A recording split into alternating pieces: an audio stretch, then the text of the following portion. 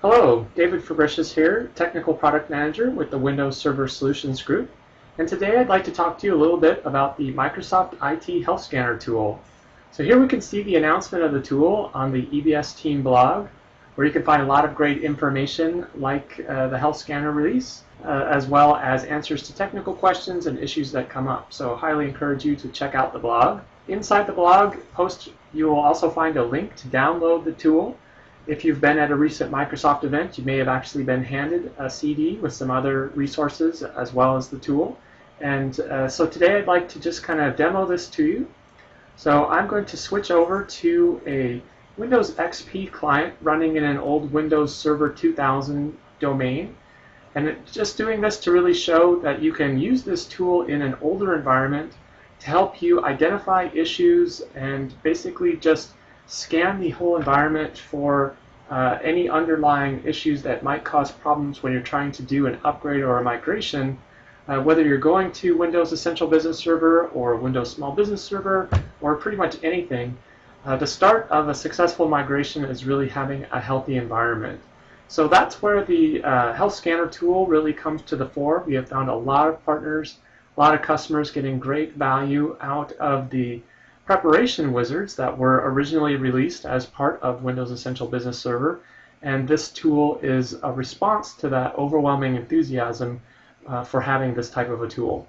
So this is the welcome page. It's going to give you a quick description of what the tool does and the things that it looks for and looks at. One thing to note is that the tool will not make any changes to your environment as it's doing its scan, but once you have the report at the end, it will give you some guidance and some links so that you can take the proper steps to address any of the issues that may have been identified by the tool.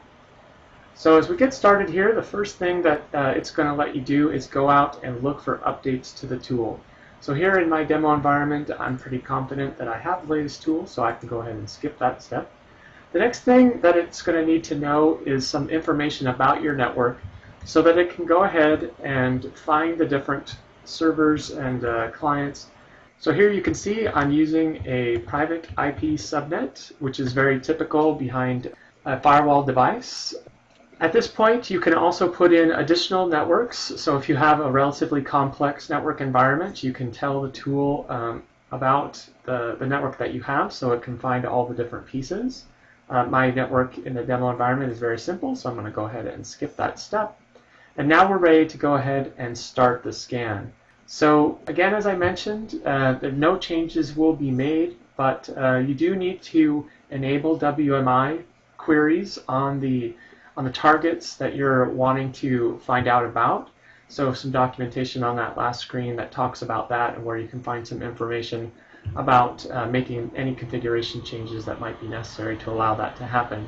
And of course, those could be temporary. You can change them back as necessary after the scan completes.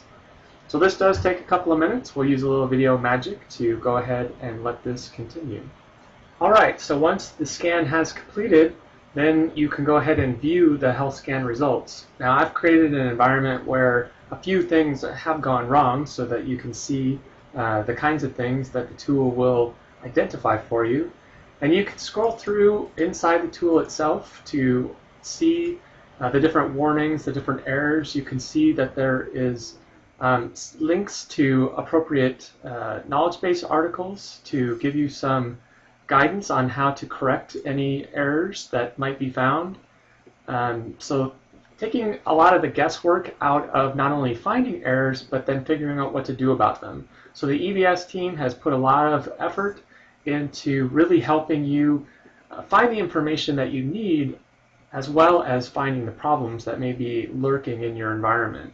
You can also view the results as a web page. So this gives you a nice report that you can save, print out, use as a checklist as you go through and take care of the different errors that are found, as well as to be able to review the areas that it did look for and either not find any problems or weren't applicable in your environment. As you can see, I had a few areas in mind. And then as you complete the pass of making your environment healthier, you can run the scan tool again and know that you have addressed all of the problems. And really, that's a quick overview of the Health Scanner tool. I really hope that you find this to be valuable in your own environments, whether you're preparing to migrate to the latest technologies from Microsoft or just trying to make sure that your environment is as healthy as it needs to be. Thanks a lot for watching.